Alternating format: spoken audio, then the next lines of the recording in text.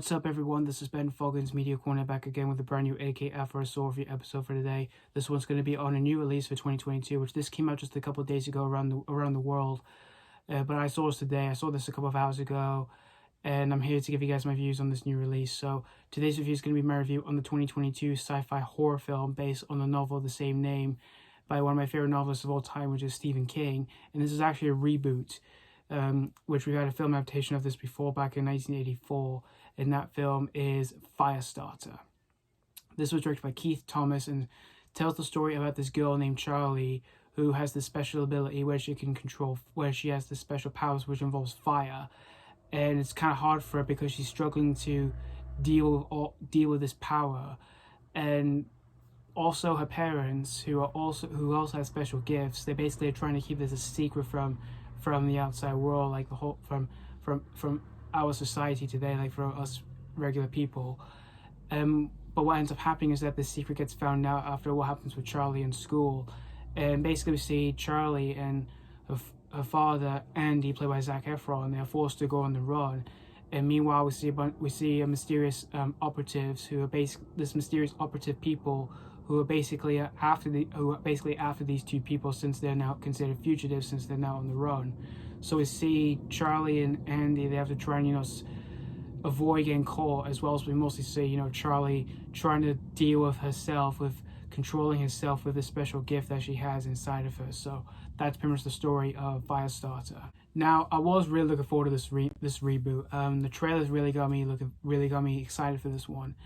And when I heard this was another Stephen King adaptation, I was really looking forward to it because I really intend to enjoy Stephen King adaptations. Obviously for horror, my favorite is The Shining, and obviously for drama, my favorite is The Shawshank Redemption. And while we've had a few Stephen King remakes and reboots in the past few years, like we've had Carrie from 2013, which it's decent, but I mostly prefer the 1976 one. We've had Pet Sematary as well, which I actually really enjoyed the reboot of the remake of Pet Sematary back in 2019. Although it does get pretty much a mixed response for some people. Some people either like it or don't like it, but I think it's good, but it's not a great film. I do prefer that one a bit more than the original one from 1989, which that one was decent, but it really wasn't that scary. And I never watched the original Firestarter back in the day, but I did watch it though, in preparation for this. I did watch it before I went to see this film, and I think the original film's a decent watch. It's not a great film or anything. It might be a really good one for those who are diehard fans of Stephen King. Fans of Stephen King out there, like diehard fans of them. I just think it's a decent watch. It's not it's not one of my favorite Stephen King adaptations. It's just a decent watch.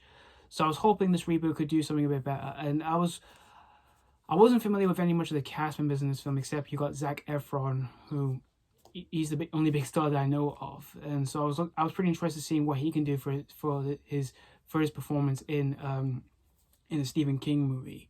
And like I said, I went to see this today. It wasn't much people in my screening for this film because it was quite quiet, and it was quite rainy as well. But after watching this reboot, I gotta be completely honest with you guys, because this reboot, I kind of wish this reboot would have been a lot more better. Because unfortunately for this reboot, I was really disappointed with this reboot, because this was just a disappointing mess of a movie here. Well, there's a tiny few bits of positives in this reboot, but we'll get into them later on. But I just want to get the negative stuff out of my way.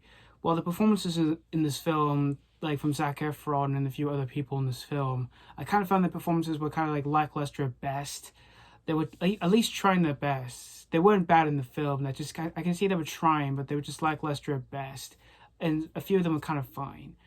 But it's just mostly due to the writing in this film, because the writing in this film really wasn't that good. It was just pretty bad and kind of awkward at the same time, because there's some awkward stuff in this film that happens in this film that's when it's less focusing on the scares and tense moments.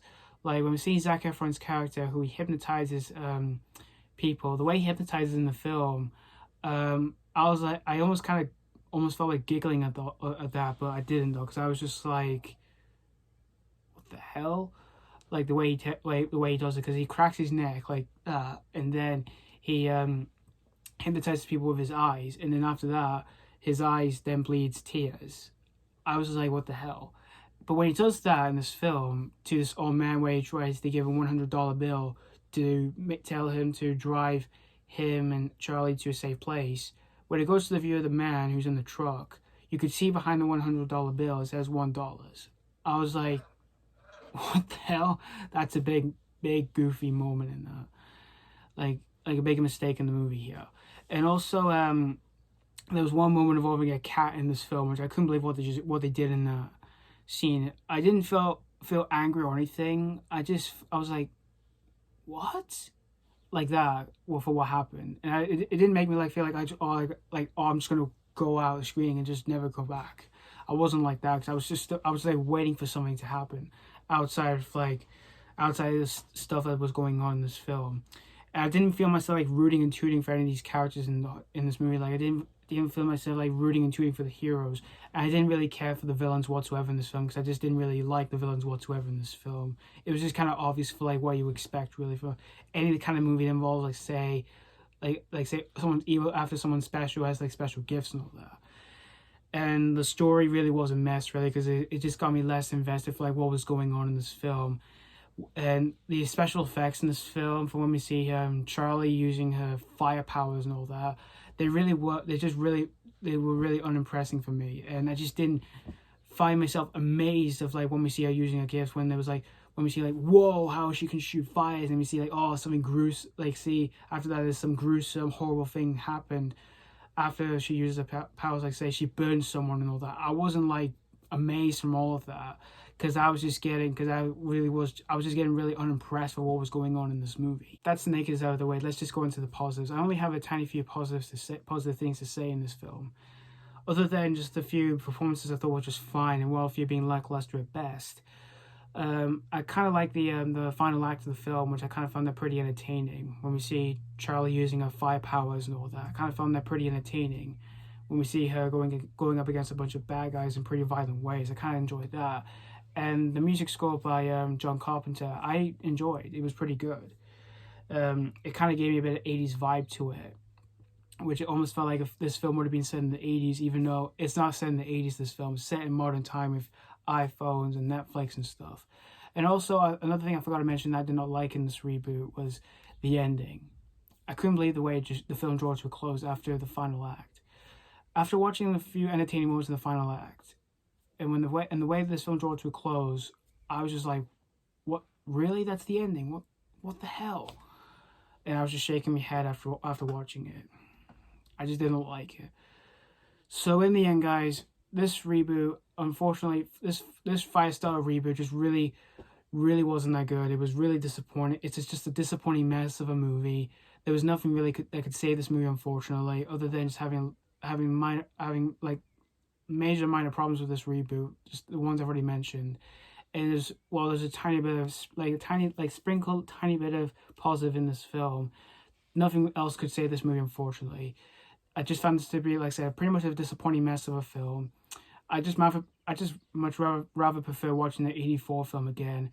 But if you're a fan of the original film, or if you're a fan of the book, I don't know what way to recommend this film. So I've just got nothing else to say, but I should just give you guys my score of this film here. I'm going to give FireStarter 2 out of 5.